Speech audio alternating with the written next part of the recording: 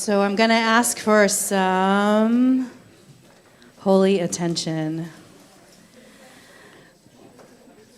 This beautiful group that's going to get bigger and bigger in the next several moments. So we want to bring another level of kavanah to the end of dinner and the beginning of preparation for our service time together. So I'm going to invite Rabbi Amichai to help us come Rebekka. In. Hi, friends. Shabbat Shalom. Although we're still earning this blessing. I said Shabbat Shalom and hello to some of you when we first gathered here about 40 minutes ago to light the candles and begin the dinner. And now we're going to transition from dinner into our singing and prayer circle. So we want to do it with the following intention. In synagogues near you, like this one, tomorrow morning, we're chanting the story from the Torah that has many different stories within it. We're going to talk about some of them tonight. But one of them is about a moment of revelation when the people of Israel met the divine. It is not the scene you know from C.C. DeMille. It is not Moses and God one-on-one. It's the entire community encountering the divine while, this is the catch, eating and drinking. We've always done this. So once they have had dinner and drinks with God, and we're like, this is cool, something else happened. And you'll see, and you'll hear more about that later. But what we want to do for now is, once we've eaten and had drink together, is to recreate this space as a holy space of prayer and of singing and of soul. And we're going to sit in concentric circles. So we're so grateful and excited I am to be in this beautiful home of friends in Beit Chaverim, in this welcoming community. So I'm going to hand it over to our host, Rabbi Rebekka. I rabbied you to... How did that feel? How does that feel, Rebekka? Let's talk about it after dinner. To the instructions for how to do this transition into sacred circle. Thank you, Rabbi Amichai. So we're going to create, as Rabbi Amichai said, concentric circles, which means we are starting our circle, and you'll make more circle around the space. The tables have to go away. The food, anything that's on the tables goes away. The prayer books, if you're using them, are right outside of the door. There are kippot there if you want yarmulkes for your head. But treat this as a moment of, we are making holy space. We are literally making holy space together. So treat it as such. Bring yourselves in even as you are cleaning and preparing. Come into the circle and sing with us. I'm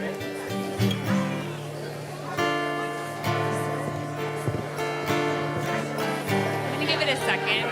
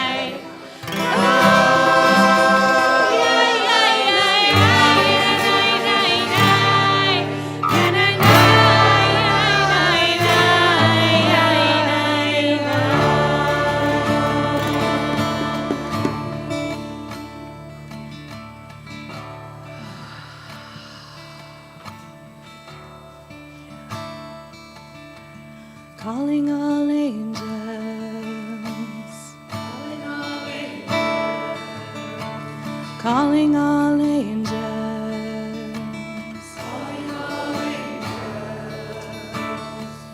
Come guide us home. Come guide us home. Together we will walk. Together we will walk. On this winding road. On this winding road. Calling all angels. Calling all angels. Come guide us home. Come guide us home. Together we will walk. Together we will walk. On this winding road.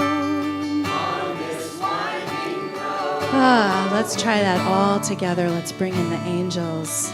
Shalom Aleichem. Welcome them in. Here we go. Calling all angels, welcome angels, come guide us home. Together, together we will walk on this winding road. Calling all angels, welcome angels, come guide us home. Together we will walk on this winding road. Try this with me. Shalom Aleichem,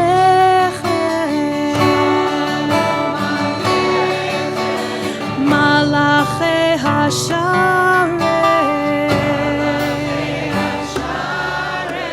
Shalom Aleichem, Malachei Hasharei, calling all angels. Calling all angels, welcome angels, come guide us home. Together we will walk on this winding road. Calling all angels, welcome angels, come guide us home. Together we will walk on this winding road. Shalom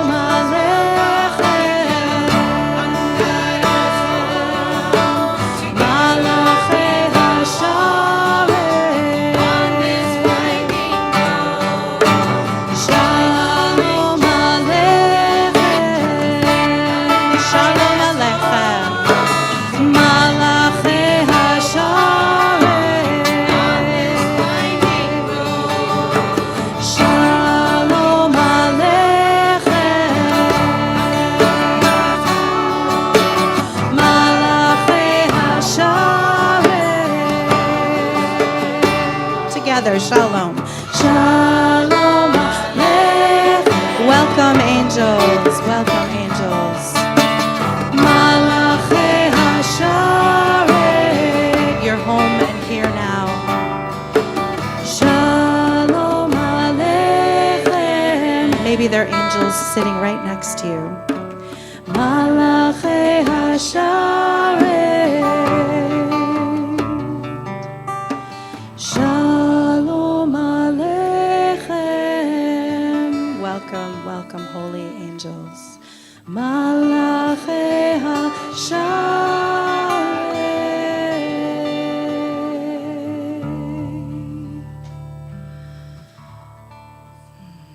And as you breathe, just allow the sounds, the vibrations, the angels, this time of day to settle in your own bodies. Put talits on. If you have one, you're welcome to put one on.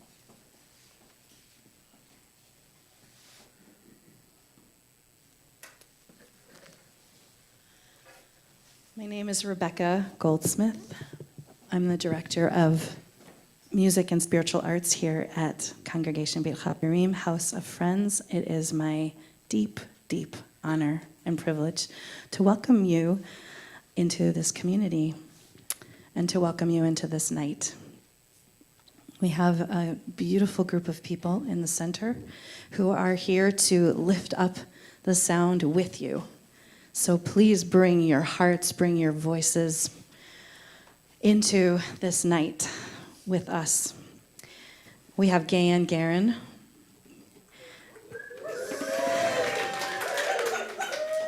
And John. John, I can't remember your last name. Mitchell. You're just John to me, just John. It's Joni. Will Robertson. Bringing in Ma'alot, beautiful community here in Atlanta, Rabbi Ariel Wolpe. And my deep, deep pleasure to welcome Rabbi Amichai Lau-Lavie, who has been a rabbi for me for many years. And I'll just tell you, if I can, yes, let's take a moment. I was talking about this earlier today with him, but I think it's important for you to hear, because among the many constellations and moments that lead us to places, and you know, for those of you in this community, know that this community led me to this community, but Rabbi Amichai also did. I was driving through California in the Mount Shasta Mountains, and I had three different friends send me a recording of Krista Tippett's On Being, and said to me, "This rabbi sounds like the thing you want to be doing in the world." And so I listened while I was driving in this beautiful magic space in the world, and it was like the dreams that I could have not even totally completely imagined for myself were coming out of this beautiful being's mouth. and I just thought the way that he spoke about Torah, the way that he spoke about how we be in the world together, the way that he imagined community, the way that he imagined experience and growing and questioning and the arts and sound and talking back to the Torah, being engaged with our deep tradition, was like a revelation, like coming home. And I said, one day I'm going to work with this person. I don't know how that's going to happen, but I'm going to do it. And so we've had, luckily for me, many opportunities to do so. And this is such a beautiful honoring that here on a weekend when we are here to lift up Sabbath Queen, 20 years in the making, Sandi DuBowski. Sandi DuBowski is here with us, our filmmaker. That you have taken the time to say yes to be in space with us, to be in space with Ma'alot, to be in holy community at such a complicated time where we need to be together. Thank you for honoring us. Thank you for honoring your own heart and your own truth in the world. And we are all going to be recipients of this evening, this collective evening tonight. So thank you for being here, and welcome to all of you. Amen, amen, amen. Amen, amen, amen. Thank you for welcoming me, Rebekka. That was a fun email to get. And thank you all for joining this co-created Sabbath Queen ritual. It's really, really a deep honor and a joy. I think we all need to sing tonight. I know I need to sing tonight. So we're going to bring ourselves into the mode of this tradition, this technology we inherited for Friday nights.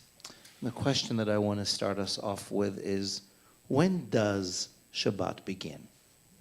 When does the Sabbath Queen actually descend? And of course, there's no one answer, because it keeps shifting, even at any given moment. I briefly want to say that when I was growing up, my mother was the Sabbath Queen. We had a lot of stress on Friday afternoons, living in a German, Jewish, halachic, by the book, everything had to be done by the time the candles were lit. It was very stressful. There were fights. But then we got there, and when it's Shabbat because there's a siren, and it's like 4:18 Shabbat, and my mother would disappear in her bedroom, and however stressful it was, everything's ready and sparkling clean, table set, flowers on the table, everything, the hot plate, whatever, all the thing.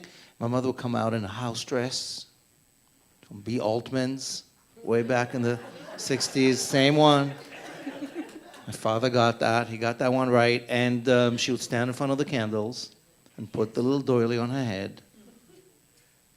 And all the stress would go. And that was magic. And she took the time to look into the flames and to mumble the words she knew by heart.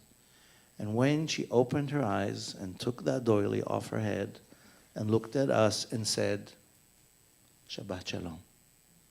That was magic. That's probably how many families don't fall apart or come together. So tonight we are the Sabbath Queen. We are all our mothers and fathers, ancestors, descendants, friends and neighbors, and in this home of friends to co-create Shabbat on a night that needs Shabbat, on a week that needs Shabbat, on a year that needs Shabbat, in this moment that needs Shabbat. So I'm going to do something that I do on Friday night, right after before the candle lighting, which is a modern ritual that I want to invite you to join me for, if you've got the courage. I turn my phone off for 24 hours. I'm addicted. I don't know about you. There's lots of news I want to find out, and right now there really is. But I'm letting it all go, at least for the sake of this circle. I'm just here for the weekend. I might peek later, but I want to invite you to really put it on airplane mode. Oh, thank you. I love you so much, but it's Shabbat. I'm unplugging. It was so amazing. Thank you. Goodbye. You're done. Give yourself the time, the gift of presence. Julian's doing it, so it's for real. Wow. Right? We need to unplug so we can be here. We're co-creating presence, just to be present with gratitude for all the things that are waiting for us, loved ones and important stories and music and podcasts. Amen. So as we unwind and regroup, recenter, unplug, they say we get an extra soul when the Sabbath Queen comes. It literally means more oxygen. It literally means a little more human being and a little less human doing. Think your work. You too can rest. Give yourself an exhale. This is a soul fuel station. We're here to fuel our souls. We are in the middle of a very, very soul-hurting time. There is so much sorrow, uncertainty, and fear. We need extra soul. We need Shabbat. Shabbat means sit and stop. And that's what we're doing. It means return to center. And in the next hour or so, when we're going to be singing and sitting in silence and telling stories together, we're going to be earning the blessing, the greeting. Shabbat Shalom. A peace Shabbat. It doesn't happen by itself, in case you haven't noticed. Peace is not an instant takeaway. We've got to work at it. So let's do it. At the Lab Shul community, where I'm from in New York, we do a lot of God optional, meaning BYOG, whatever you believe in, great. We do everybody friendly, so I don't know you all, but if you're here, you're Jewish, Jew Jason, Jew curious, Jew human, just person, great. This is obviously a queer crowd. Good to be at home. And we are here to be the Sabbath Queen, to bring on Shabbat. Such an honor. Beautiful musicians. Take another breath. I think I said everything I needed to say to get us grounded. May these prayers bring us closer to ourselves. May they help our siblings in Israel and Palestine, in the United States, in Ukraine and Russia, in South America, in Africa, in Mars, in every part of our universe. May this be a prayer of peace. You can find Yedid Nefesh on page 9.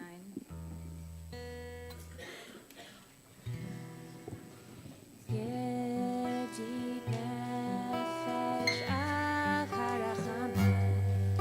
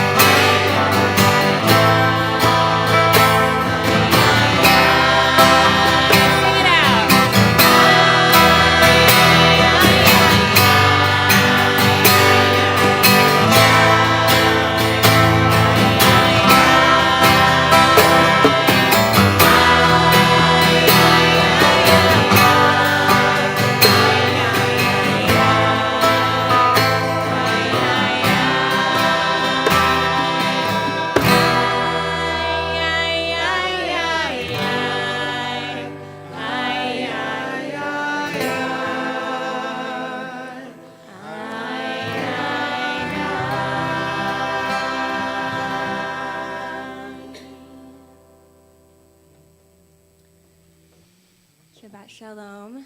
Shabbat Shalom. I'm Rabbi Ariel, so grateful to be here, and grateful to see folks from Lot and from all different places in the Jewish community gathered together at CBH, and really grateful to be welcomed here by Rebekka and to be sitting next to someone I've admired from afar for years and finally just now get to meet. So I'm happy.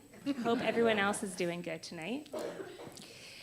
This week, my daughter asked a question that I've been waiting for a few years. After asking a lot of inquiring about like what kind of foods had milk in them and meat in them, as she's been learning the rules of keeping kosher in our house, she asked, why don't we eat milk with meat exactly? And I was like, oh, okay, here we go. And I started running through all the different answers because there's not really one clear answer to that question. This week's parsha is the root of that law of kashrut. It says, Lo tevashel gedi b'chalav imo. You shall not boil a kid in its mother's milk. So I told her that. And she said, wait a second. But this is not this from the same cow, and I was trying to explain the principle. It's more of like representing something bigger, a bigger moral lesson. Do you think she got it by the end? She's 6. I don't know if I mentioned that. Did you get it by the end? I still don't get it. Yeah. Well, I'm about to tell you all about it. So this mitzvah, to me, is about a moral instinct. The Torah demands that we honor the sacred, life-giving bond between mother and child. Yes, the world is messy. We live in a world where people eat meat. We live in a world where war is real. And in harsh realities, there are boundaries and limits that we must set. And one of the most powerful teachers of boundaries and sacred intimacy is the mother. I have seen what it is like to exploit this connection, to pursue an agenda, to cause suffering.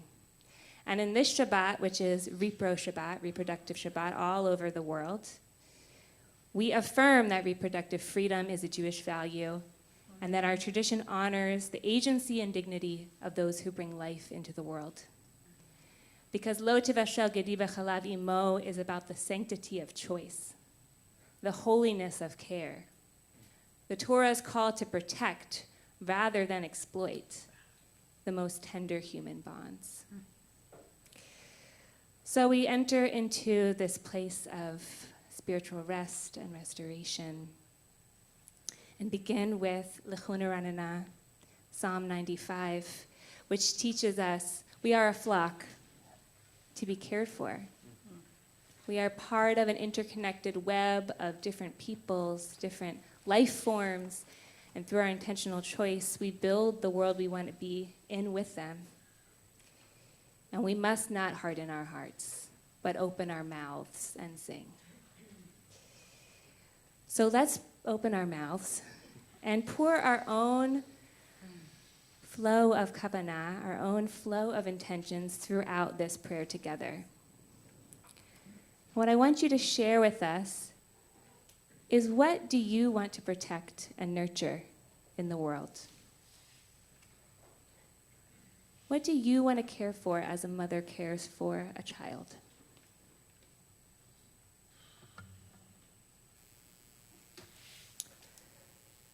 And in Ma'alot style, we're going to pause between each phrase of L'chunu Ranana. And I'll go like this. And I hope that whoever feels moved in that moment will share a thing, a belief, a person, a group of people a love that you feel called to protect and nurture, and we can bless that. We can bless all of them together. Page 21. I need to tune my guitar 1 second.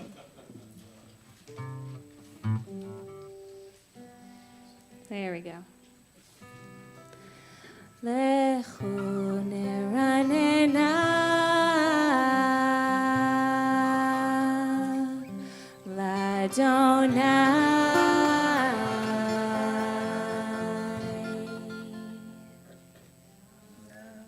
Transgender and non-binary people. Nariya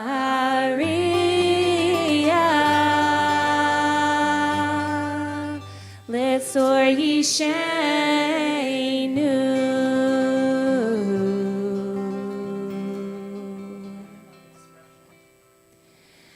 Nikad Mafanav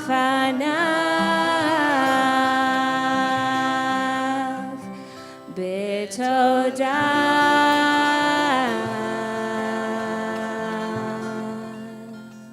Justice. Bizmirot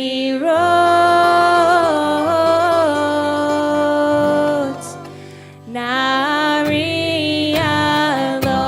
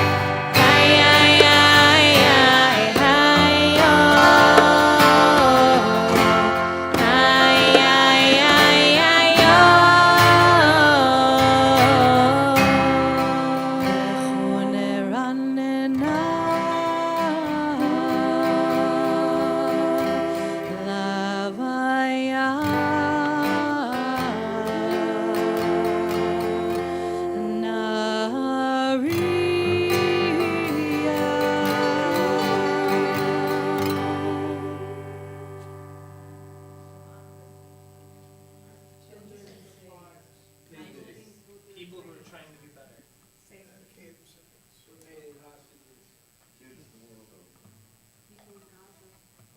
Family in Palestine.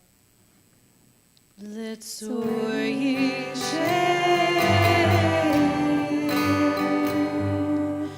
Litzur Yishenu Ay, ay, ay, ay,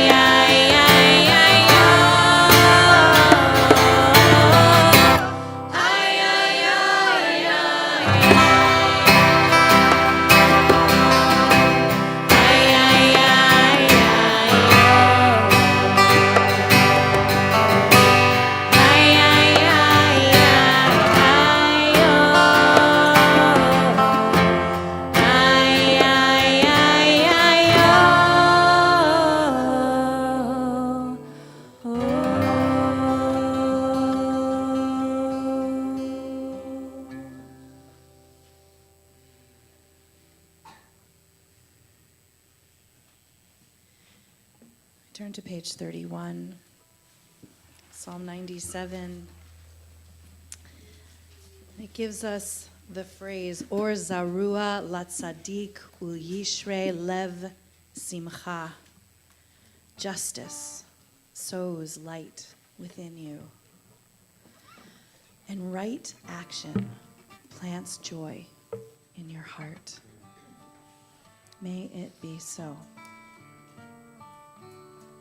Call and response. Or zarua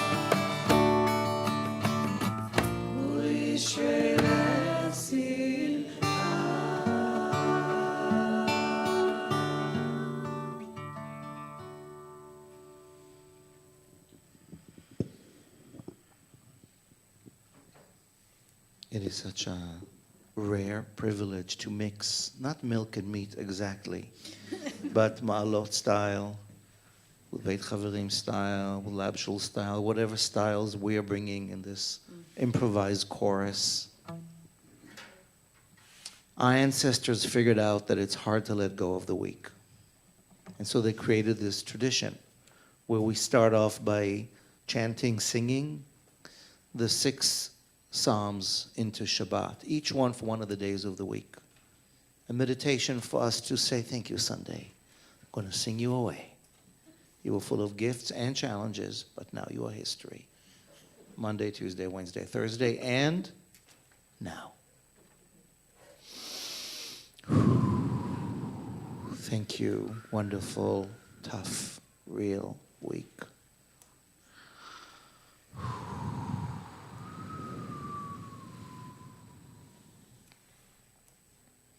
And then came the mystics in the 16th century, and they're like, okay, those 6 Psalms are great, but it's not enough. To really bring on the Sabbath Queen, we need a little more music. But it's like, but you got to eat. So they're like, we're just going to start earlier. So this is like the 1500s. They've been through the Spanish Inquisition and exile, right? These are survivors of major trauma. This is not our first rodeo, friends. Unfortunately. They knew trauma and they needed soul healing. So those guys who survived that in the early mid-1500s ended up in a city in the north of Israel called Safat under the Ottoman Empire, in the middle of nowhere. And they came together and they're like, we're going to upgrade Shabbat. We're going to start an hour and a half, 2 hours earlier on Friday afternoon. We're going to wear white. We're going to go dance in the orchards. And we're going to welcome the Sabbath Queen. She wasn't like a big thing, but they're like, it's a thing. The Queen of Time. She's a bride. They imagined Shabbat as the union of opposites. And it's not like that they got along during the week, bitter fights.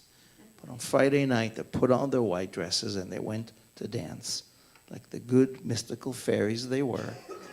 And they created the ritual called Kabbalat Shabbat, which is now in every synagogue worldwide. It's a 500-year-old production of a bunch of freaks.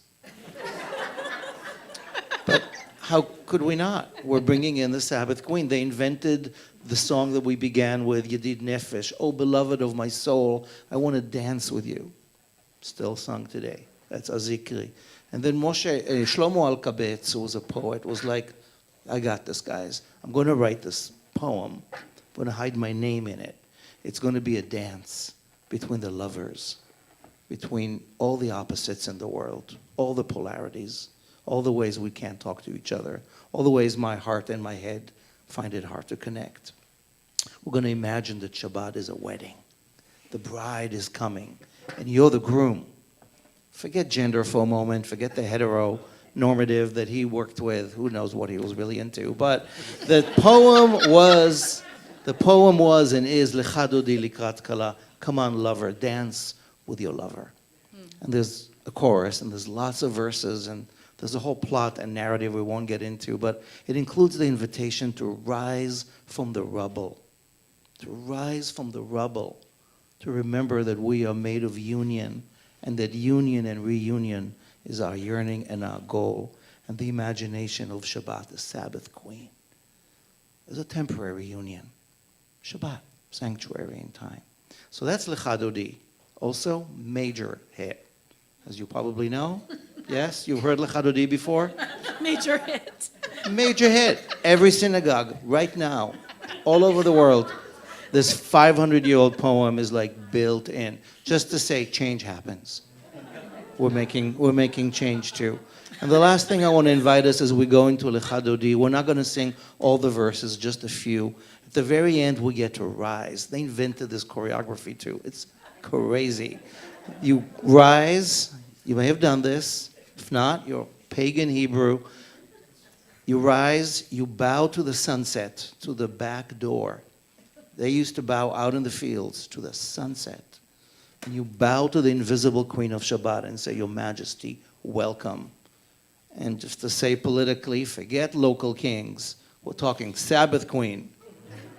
the real thing, they would bow down, and the Sabbath Queen would emerge. So we're going to do that once we have sung these nuptial verses of eros and love and yearning, because love is love, and we are that. We're going to bow, but instead of bowing to the door, it's a pretty door, I don't know which way is west, I invite us to bow to each other. Find the Sabbath Queen inside each other's eyes. It's a beautiful bow. Get regal. Let's sing it to Shlecha Dodi in every synagogue worldwide tonight. They're singing it with hope for healing, with prayers for peace. Some hostages are going to be free tomorrow. Some will be buried. Many, many hugs of reunions will take place in the next 2 days. For Israelis and for Palestinians, for many people who want love and union and reunion. So let's sing this with them, for them to protect. All the loves we love. Come on, lovers. Let's make this hippie poem worthy of its one-time chorus here tonight. Page 41.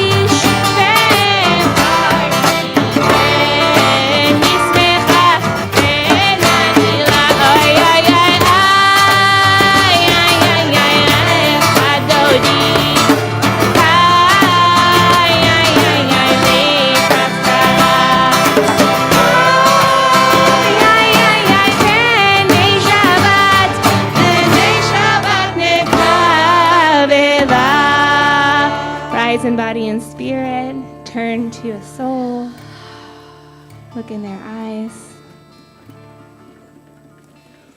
Boi v'shalom ateret bala kam besimcha uvesola toch emunei am segula boi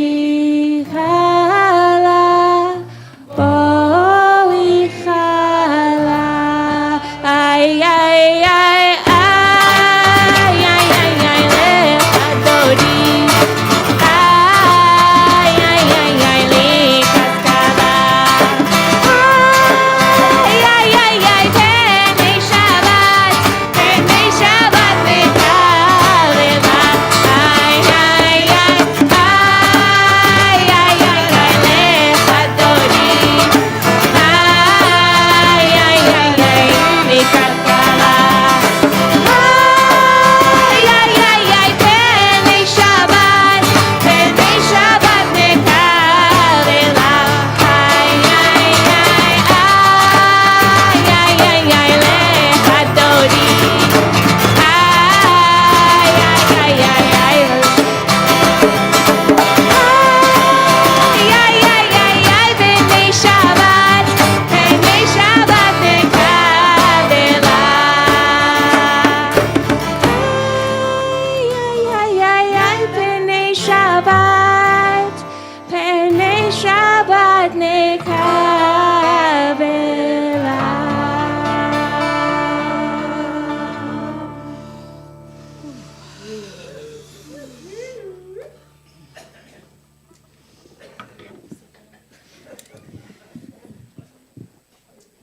The Chadodi ends with the word B'nai Shabbat Kabbalah, which could mean we are welcoming Shabbat, but it also means we're welcoming the face of Shabbat. So now that you've bowed to each other, find one more face and feel how the face has changed once we've been singing together for a little bit. Whether you're with us online or whether you're with us here, find another face. Let's face the face of Shabbat.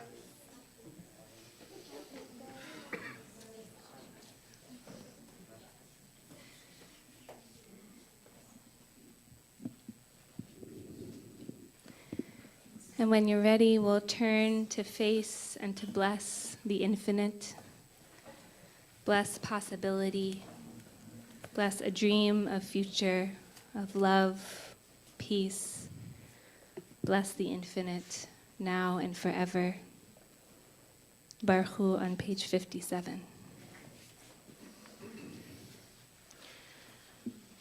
Baruch Hu et Adonai HaMevorach. Baruch Adonai HaMevorach le'olam va'ed. Baruch Adonai HaMevorach le'olam va'ed. Umavir yom umevi laila. Umavdil ben yom uben laila. Adonai tzvaot shemo. El chai v'kayam tamid nimoch aleinu le'olam va'ed. Baruch atah Adonai Hamari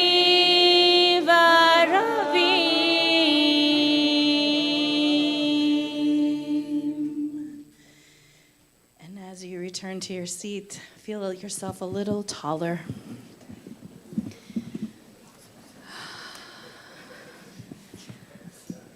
Maybe a little more, We can share a it. little taller. Oh, we are planted right into the belly of eternal love, abiding love. And we don't have to look very far for this. We can look right into each other's eyes. we can feel each other's presence, to know that love goes on and on and on. So we sing together words, 2 words, Ahavat Olam, love that goes on forever, and Kadoshim Tiyu Ki Kadosh Ani, you are holy, because I am holy, because you are holy, because I am holy. And if we let that go on and on forever, we can really find the love that is really here for us at all moments. So we're going to sing these 2 parts and find the one that works for you in this moment.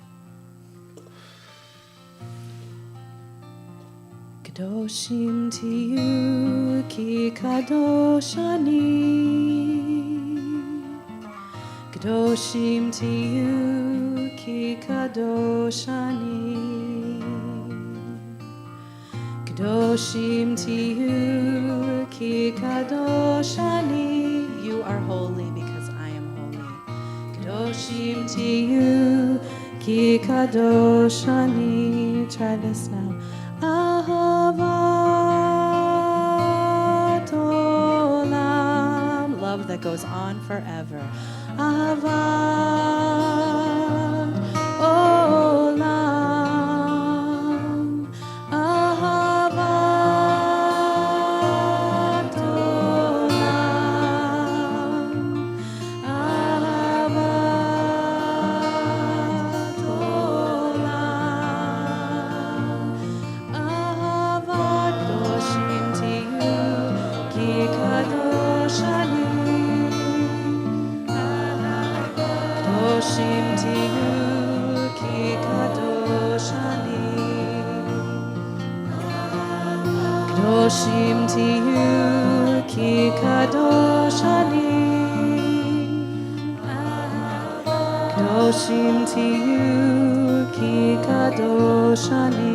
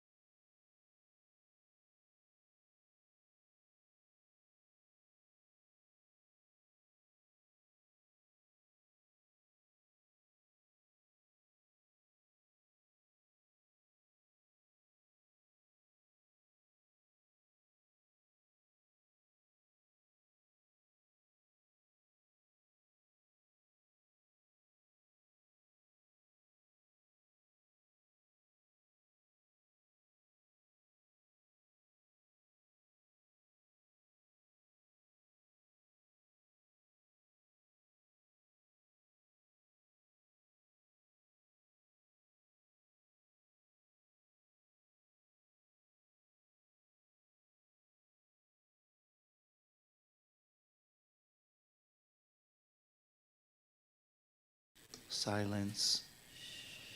The Shema is the call to unity, to what unites us, despite what divides us.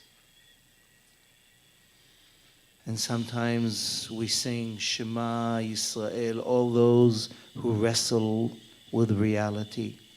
Adonai Eloheinu, Adonai Echad. Somewhere inside the many there is one. And sometimes we replace Adonai with the ancient God name, Havaya, the same 4 letters scrambled to be non-hierarchy, ever present. So we're going to chant the Shema in whatever works for you underneath our choice of words and music. We will be just one.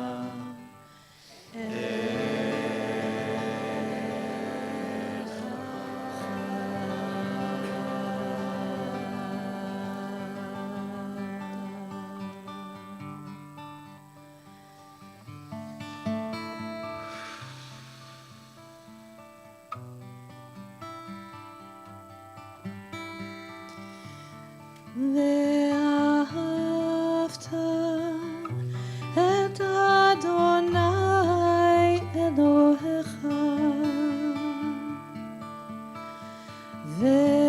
ואהבת את הוויה אלוהיך בכל לבבך ובכל נפשך ובכל מאודך.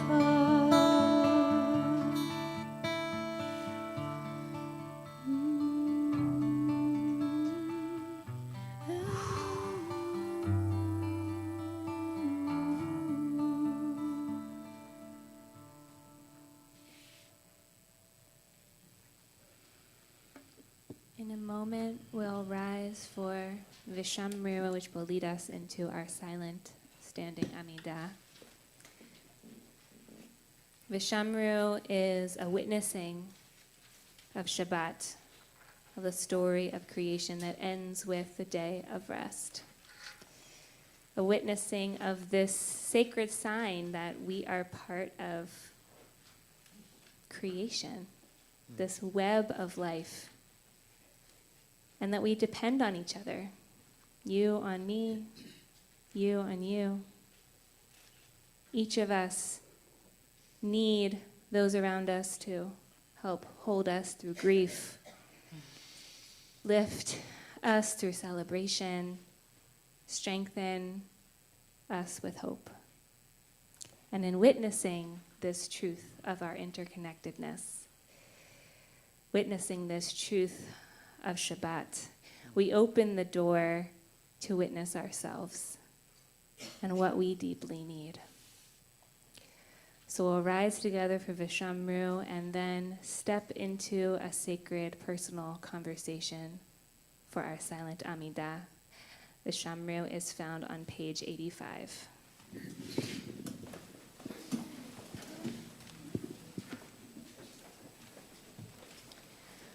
Vishamru v'nei Yisrael et ha-Shabbat la'asot et ha-Shabbat לדורותם ברית עולם. Ay, ay,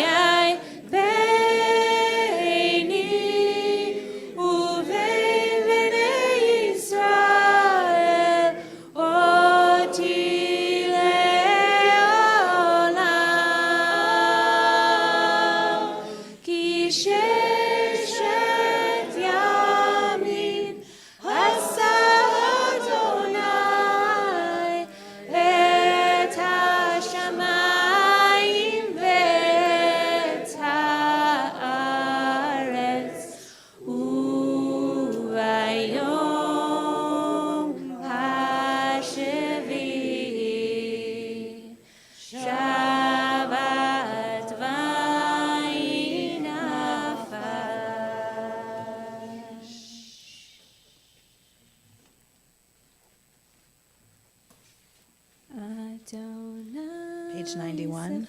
Taitiv tachu fi open my heart's beloved one, and let my mouth declare your praises.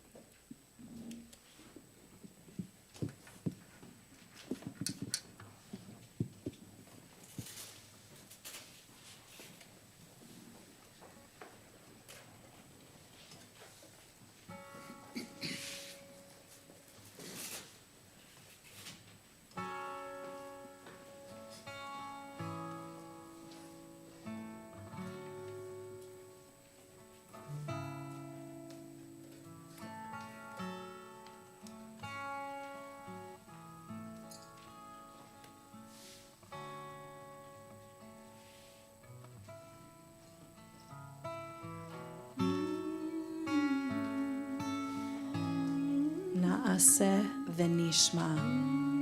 We will do and we will listen. Such were the words that were uttered by the Israelites as a collective, hearing the words,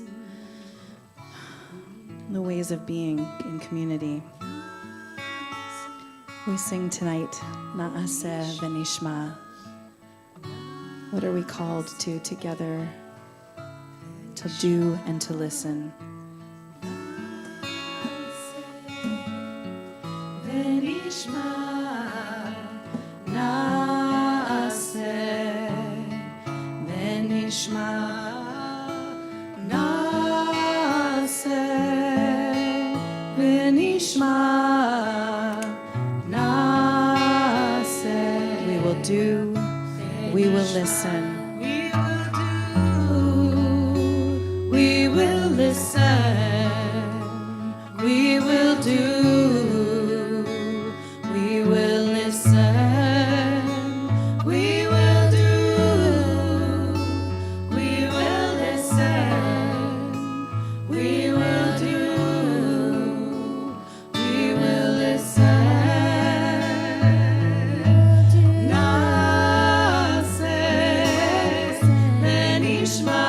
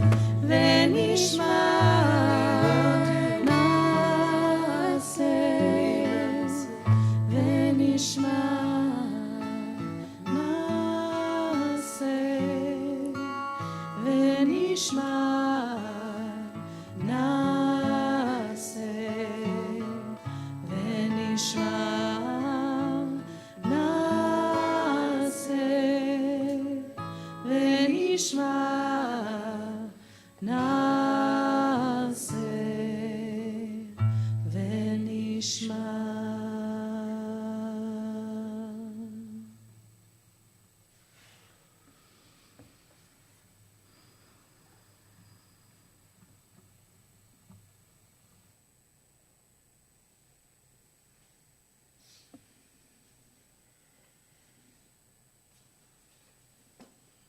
When in our lives do we get to do what Gayan just sang us into, and all of us together?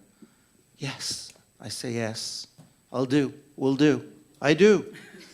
I'll ask the questions later. Who are you? I don't know. Yes. Right? It's such a crazy story. I'll never hear those two words again, like tonight.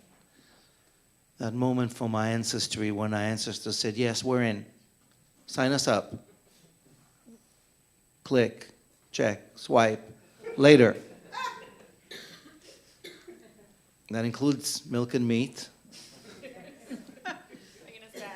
Well, listen, have the honor of being a parent on some capacity to 3 teenagers now who like the kosher thing. Wow, good luck when they're teens. But like the why of what we do, the why we do what we do, is some of what we're here to explore together as we're singing, as we're storytelling on this particular Shabbat. None of us have done this before, even if we brought in many Sabbath Queens into our lives before. This is so unique. Really is such a privilege. Thank you for your teachings and intentions in this chorus. It's good that we're blending all our traditions. I'm afraid that I'm bringing some of the blend from Lab Shul, which is we always run late. Sorry, it's me. I talk too much. You're in good company. Okay, fine. All right. There will be dessert. I'm just saying it's worth waiting, but just the Lab Shul way. I was like, 20 minutes late. Well, not one time. It's just Jewish time, our time. So I want to say a few words as a storytelling exercise. That's part of what we do on Friday night. We do take what's showing up in the weekly rerun from the world's bestseller, the Torah that keeps coming back, and what's in it. Like, yeah, let's talk about that kid and mother's milk. Talk about it later. I have other takes on it. Okay, great. It's fascinating and so weird. And Naaseh V'Nishma is from this week's. And I want to bring a powerful reminder from this week's Torah story, and also a very, really strange story. And like, trigger alert, strange story from the archives of our ancestry, from the trauma of our ancestry, and from the understanding of transformation of our ancestry. But it's a tough story. And when we all said, yes, we'll do this Friday night thing, without thinking what exactly we'll do. And then I got on the phone with these beautiful religious leaders and local community lights, and I said, can I tell this story? And that was a few weeks ago. And we're like, But I was always into it. you're into, okay. So it's a, So was I. it's, all right. But yeah, You'll see why we I'm nervous traversed about it. the territory. Yeah, here we are. Yeah. We're gonna do some alchemy tonight, some healing through storytelling. It's what our ancestors have always done. Every culture comes together in these circles for the sacred stories. So I want to say before that, exactly a week ago, Friday, I was in New York City, where I live, and together with my 14-year-old, our youngest, Kai, who was a trans kid, we went to Stonewall, outside the Stonewall, and there was a demonstration, a protest, because the administration has taken transgender off the monument listing of Stonewall. And it's part of the entire attack on who we are as queer people, as trans families, as human dignity. And there was a big protest. It was really powerful and cold, but we were heated up. And a lot of people came with bricks. Some real bricks and some kind of foam bricks with a lot of glitter. Because as you know, bricks were some of the weapons on that night where trans people of color led that revolution 50 years ago, half a century. Stonewall Inn is also where the Sabbath Queen film had its theatrical release after party. So I have a personal relationship to Stonewall now. But that protest was really about us standing up for and with our trans families and friends in defiance of this hostile administration in so many ways. And in support and solidarity for each other. We've got each other's back. We've got this. And the bricks were held. And so I want to tell you a story about bricks. This is a story from our tradition about the building blocks of despair and repair. About the bricks that were bloody, but also the bricks of salvation.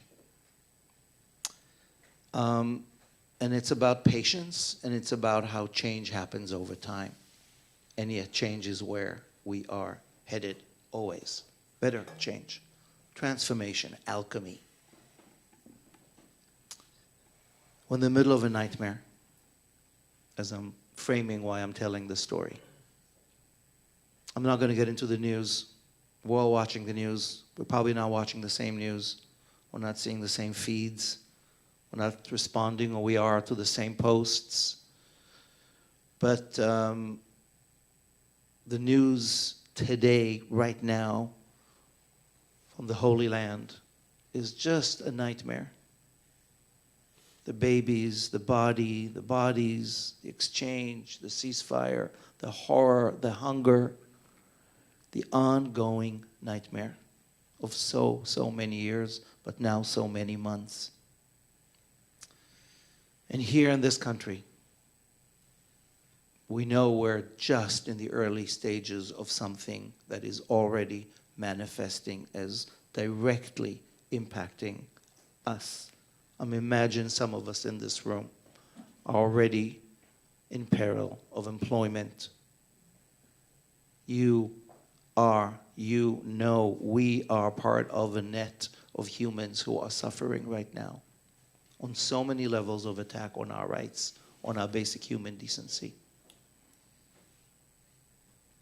This is happening right now. We've been here before, as Americans, as Jews, as humans, maybe not so badly. We don't know where it's going.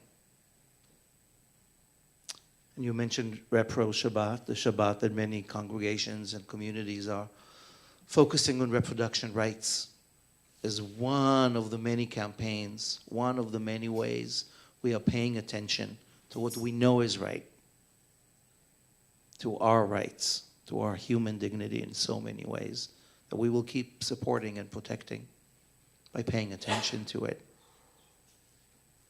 And so in Mishpatim, this week's Torah story comes every year. Here it is tonight, tomorrow.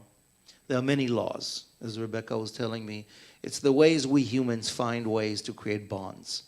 These are ancient laws, Bronze Age. They probably originated in Hammurabi, in the Sumerian law codes of the Semitic ancestors. That's what people do. Some of those laws don't resonate today. Like, we don't burn witches. I think there was a witch mitzvah here last Shabbat, right? Yeah, thank you. Thank you, done. Thank you, Torah. Shout out Mackenzie Wren, who's online right now. Okay, Shabbat Shalom, Mazal Tov for the witch mitzvah, right? Yeah, the Torah says burn witches. Okay, well, thank you. We're evolving here. Thank you, patriarchy. It's been awesome. It still is, but complicated. There is the whole milk and meat. There's many others. I want to read a very short teaching from this week's collection of laws. This is chapter 22 in the book of Names, the book of Exodus, verse 20 through 22, that says, Veger lo toneh velo tilchetzenu. You shall not wrong a stranger or oppress the stranger, because you were once strangers in the land of Egypt. The word ger is stranger, immigrant, other. Any other words come to you? Convert. refugee, illegal, alien, outsider. All the things we were. Sorry? Them. Asylum seeker. Don't oppress. Because you were once. You shall not ill-treat the widow or the orphan.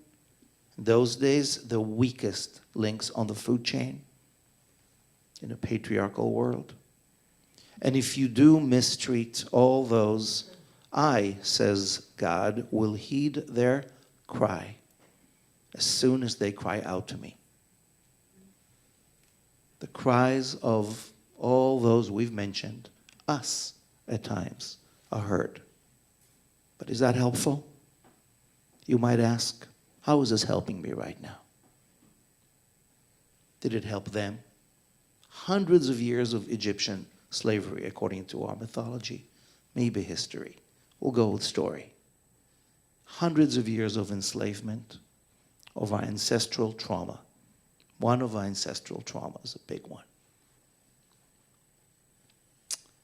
So the story I want to tell you is in this week's Torah portion as well, and it comes on the heels of the Exodus. These are the same Israelite ancestors who left Egypt, ran away on the full moon night, crossed the sea, sang the song, traveled through the desert, whether they wanted to or not, grumbled often, sang every once in a while, and at some point were led to Mount Sinai. And there's different versions of what happens at Mount Sinai. Either Moses goes up alone, and it's a one-on-one, and he comes down with the first text in our history, inscribed tablets with 10 laws. That's one version.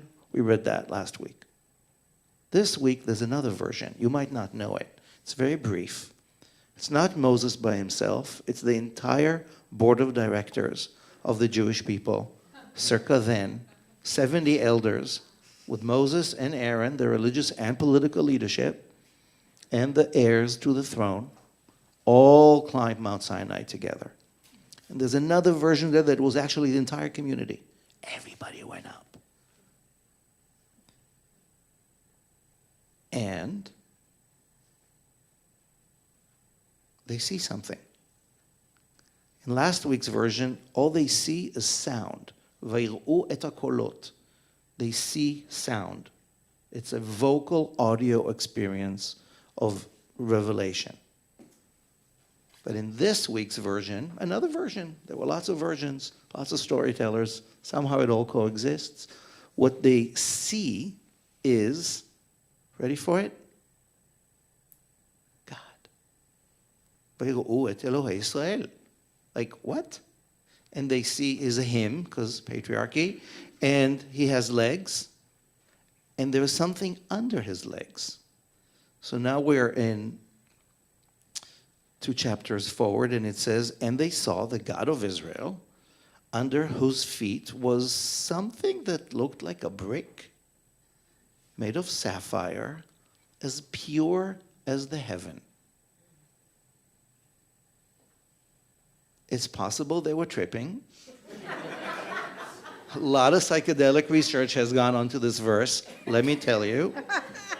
And in fact, whatever the psychedelic spiritual vision of the divine with a footstool made of brick, it's actually not super rare, because if you look at Egyptian art or Phoenician art or Mesopotamian art, often they're gods, he, she, they, all of it. And often they have furniture, and the box, the footstool, is very important. It contains the knowledge. It's the God, like a king, sitting, and everything under the divine ruler's feet is what matters most. It's like, here we are, throne room. That's the imagery that exists in this biblical text. And so they see this brick. So here comes the storytellers who lived at some point after the Torah was written. And it shows up in fragments. It is whispered in story circles. It is finally written down around the 7th century CE, 1300 years ago, in one of the many collections of midrashim, of Jewish legends, and it's a horror story. This is where the trigger alert comes in. This is a horror story from my ancestry. We don't know if it's real or not, but it's told, so it's real. Not as history, but as a roadmap to redemption. And it's got to go through the tough parts first, right? That's what makes an important story. So this story is about the mud brick factories in Egypt. Our ancestors, according to the tradition, were not exactly in real estate back in Egypt, that's now, but they built the real estate. They were the ones who laid the bricks. They built the Pharaoh's empire. They were on the lowest of the food chain. And they were so inhumane, the pharaonic decrees against them, the genocidal decrees against them, where the women and the children and the men all worked in the mud fields. And sometimes they didn't make it. Sometimes people died in the mud bricks fields. And not all babies made it when they were born. And not all mothers who did not get time off to have babies made it through. The bondage of our ancestry, according to this legend, is that we literally built Egypt's future with ours. The enslavement was to annihilate us.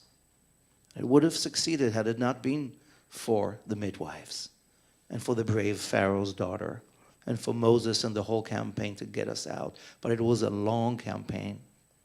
And meanwhile, the brick fields were happening and babies were dying and people were not free. And the story says that one day, while this whole Exodus campaign is going on, somewhere between Plague 9 and 10, which may have taken years, there is a special meeting of the United Nation of Angels up above, where every angel of every nation is meeting with God to decide, are we going through with Project Exodus or not? Because it means a lot of Egyptians are going to die for the Israelites to be free. Yes or no? Egypt, raise your hand. Mesopotamia, raise your hand. That's literally the midrash, the legend.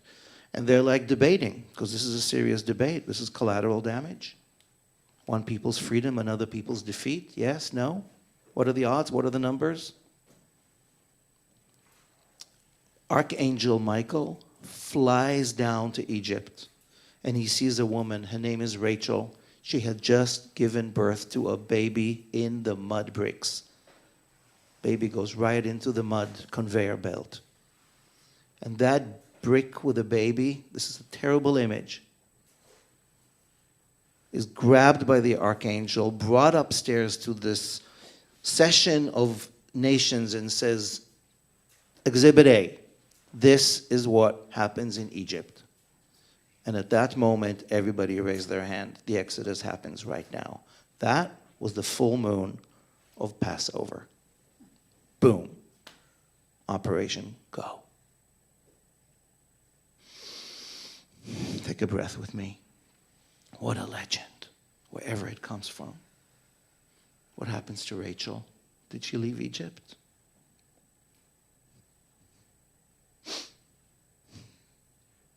Who was her husband? They just lost a baby, maybe more. Did they leave Egypt? Did they sing the song of the sea? What happened to that brick? Here's the really crazy part of this legend. When our ancestors go to Sinai and they see under God's feet the sapphire brick, that is Rachel's baby. It is the most precious thing in the world. It's the transformation, the alchemy of horror into hope, of the worst possible trauma as the transformation of the most transcendent human experience from the most horrific death to the unimaginable life.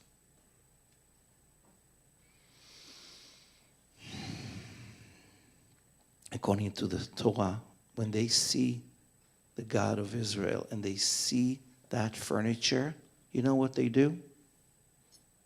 They eat and they drink. They have a Shabbat dinner.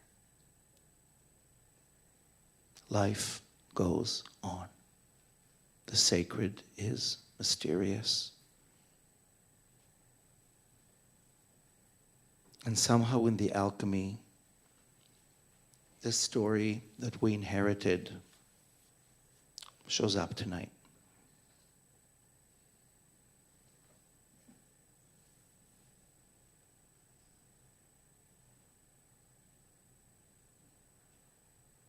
On a night when there is so much bereavement on our minds and prayers in our hearts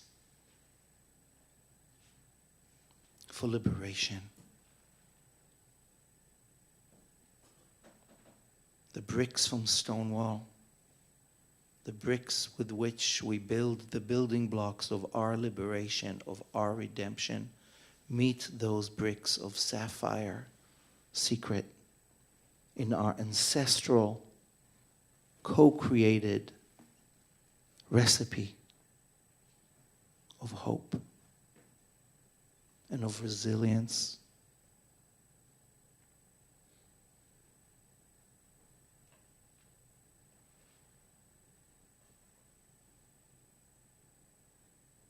The Torah tells us about these bricks made with our bodies, sapphire stones beneath our feet, a yellow brick road, our suffering and dignity fused as one. That's what's in this story. The moment of such horror, can we hold on to hope, to healing? Because we're not bricks. We are not bricks. We are breath. And we are bodies. And we are beings. And we are life. And we at Stonewall and here in Atlanta, in Washington, D.C., if we need to, and in Jerusalem, and maybe in Gaza, and maybe in Kiev, and online, and at home, we stand up for, we stand up with each other's being. Sacred, honored, worthy being. So on this Shabbat, I invite us to take this story, this terrible story from my ancestry, and let it sit where it sits with you. And if you need to let it go, let it go. Somebody wrote it. Somebody taught it. We today hold it. To imagine this sapphire, luminous, transformative, longed for promise that the worst oppression will be met by liberation. That slowly together we will create what we need, what we deserve, and what this world wants. Where we are not bricks, where we are bodies and breath and a blessing to each other, exactly as we are. All of us. May this Shabbat be a shelter. May this Shabbat be a protest. May this Shabbat be a remembering of where we come from. May this Shabbat bring our breath and our being and our blessing into holy hope. Today we weep with tears, and tomorrow we will reap with joy. Our bricks of hurt will become the building blocks of better. So take another breath with me. May this Shabbat bring hugs. Big hugs and little hugs. And deep breaths. And brick by brick, I think we now deserve to really say to each other and with each other, Shabbat Shalom. Shabbat Shalom. Shalom.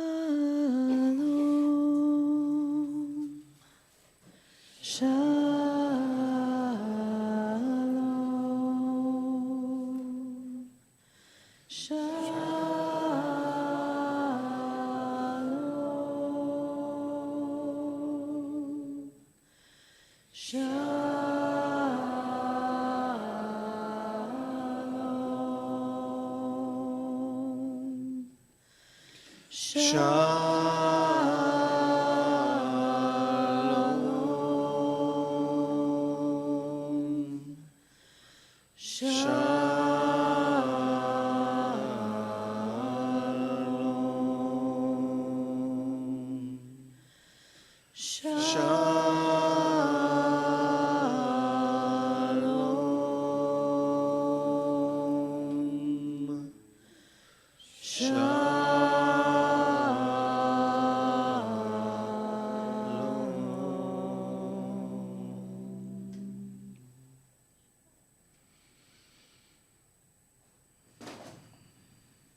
And we hold Rachel. And we hold Sapphire. And we hold the Egyptians. And we hold our friends and our families. And we hold people who are crying and grieving in the world right now. And we hold ourselves in a prayer for healing.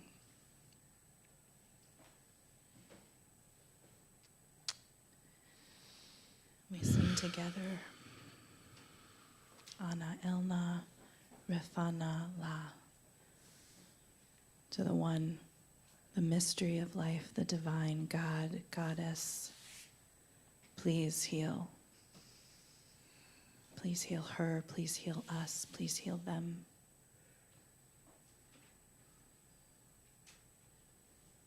Ana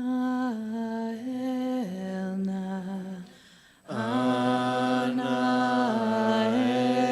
Elna, Ana Elna, Refana Allah, Ana Elna, Ana Elna, Ana Elna, Refana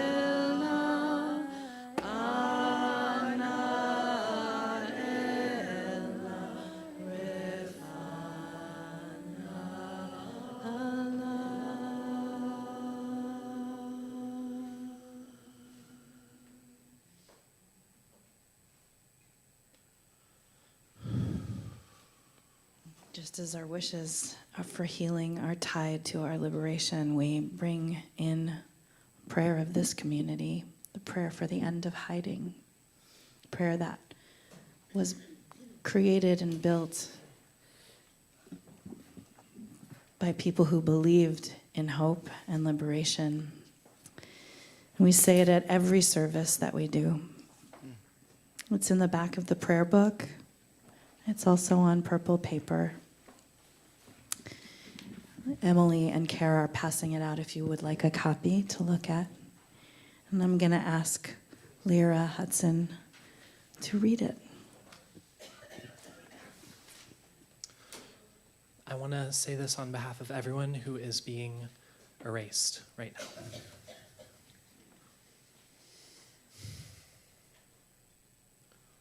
As LGBTQ Jews, we are aware of the loss of integrity we suffer due to pressures of the larger society.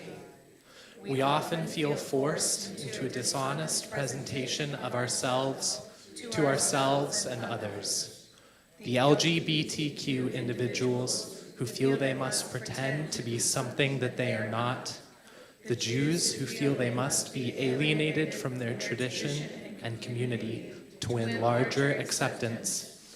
Both are victims of a theft of identity and integrity committed by the sexual, gender-identifying, or religious majority. Creator of the universe, we ask that our hiding draw to an end, that we no longer feel we have to pretend, to promise falsely, to renounce ourselves, and that our fullest creative expression as Jews and as lesbian, gay, transgender, bisexual, and queer people be among the blessings you bestow upon us. Amen.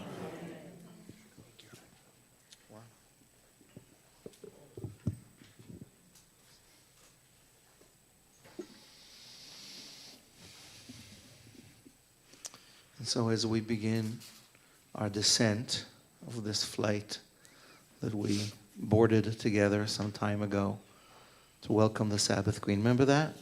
We were just getting started. So many tears and songs ago. Sabbath Queen is in the house. I think it's safe to say. Yes? Yes. And in your homes, those joining us. And as we wrap, we take the moment to, in this sacred container, honor those who've come before us.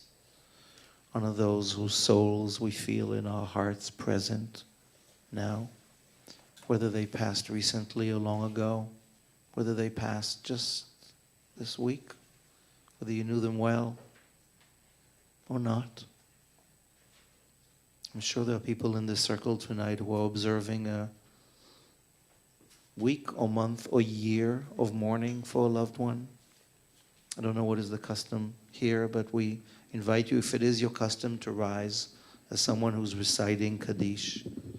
Whether there's somebody that you're saying Kaddish for this past week, Shiv'ah, month, Shloshim, year.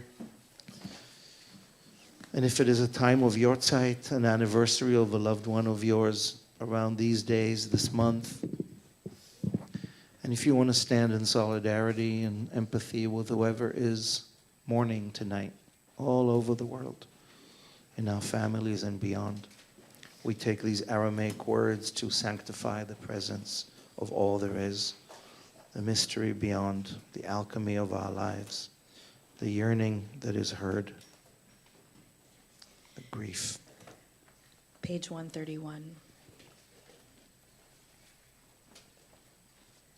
יתגדל ויתקדש שמי רבה, בעלמא דברך חיותי וימליך מלכותי, בחייכון וביומכון ובחיי לכל בית ישראל, בעגלה ובזמן קריב ואמרו אמן. יהא שמי רבה מבורך לעולם ולעולמי עולמיה, יתברך וישתבח ויתפאר ויתרומם ויתנשא, ויתהדר ויתעלה ויתהלל שמי דקודשה בריחו, לעילה מכל ברכתה ושירתה, תושבחתה ונחמתה, דאמירן בעלמה ואמרו אמן. יהא שלמה רבה מן שמיה וחיים עלינו ועל כל ישראל ועל כל יושבי אמן. עושה שלום במרומיו, הוא יעשה שלום עלינו ועל כל ישראל ועל כל יושבי תבל ואמרו אמן. May the source of peace within us, beyond us, that is us, help us be peace, find peace, make peace, pursue peace. Let peace prevail in our lifetime for our people, for all people. And let us say together, Amen. May memories be blessings.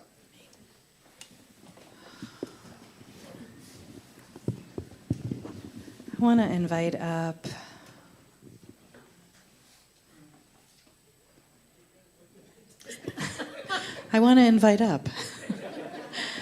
I'd like to, are you speaking announcements?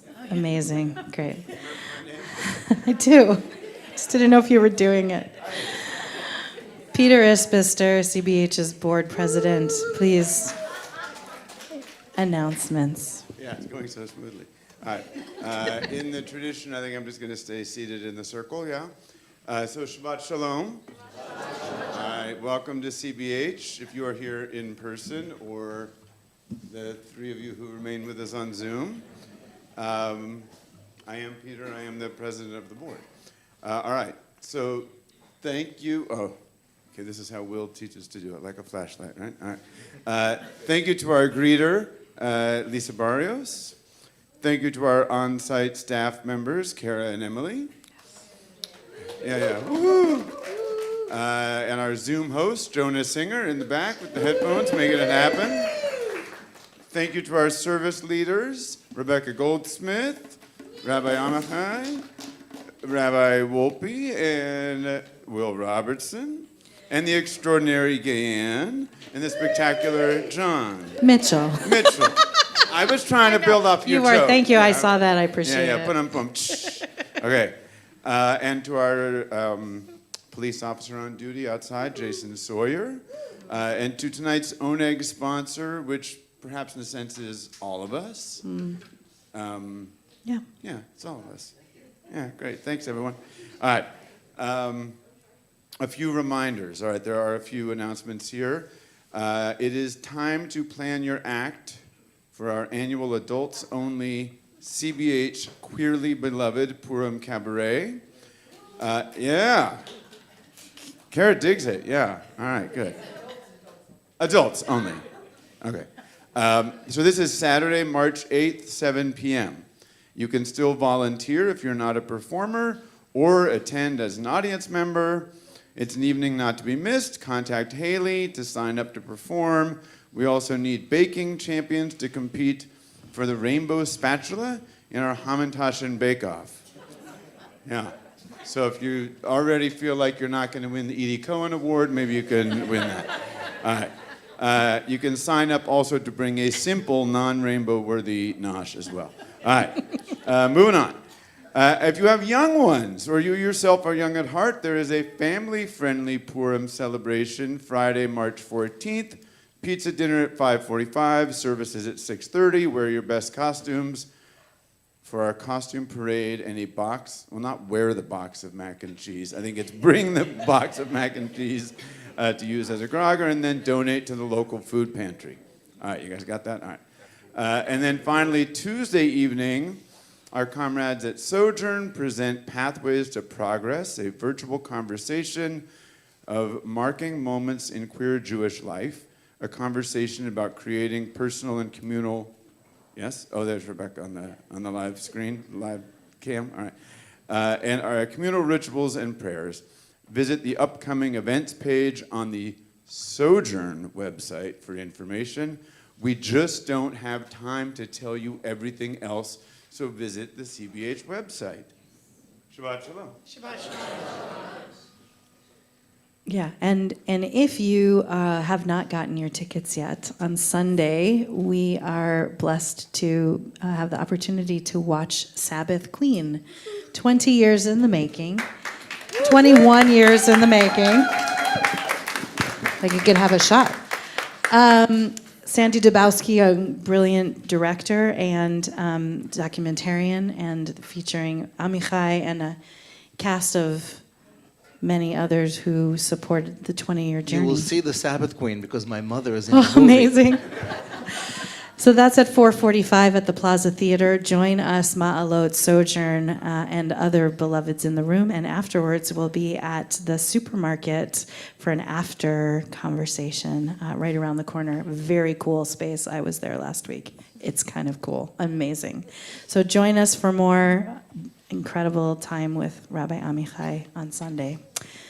We're going to finish up, and then we're going to get some dessert. And for those of you who want to stay, you'll come back in here and gather, and we'll have some singing and conversation together into the evening.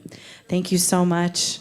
We are going to end with a deep blessing for peace, lifted up for all in the world. Oseh shalom bimromav hu ya'aseh shalom aleinu ve'al kol Yisrael ve'al kol yoshvei tevel, for everyone.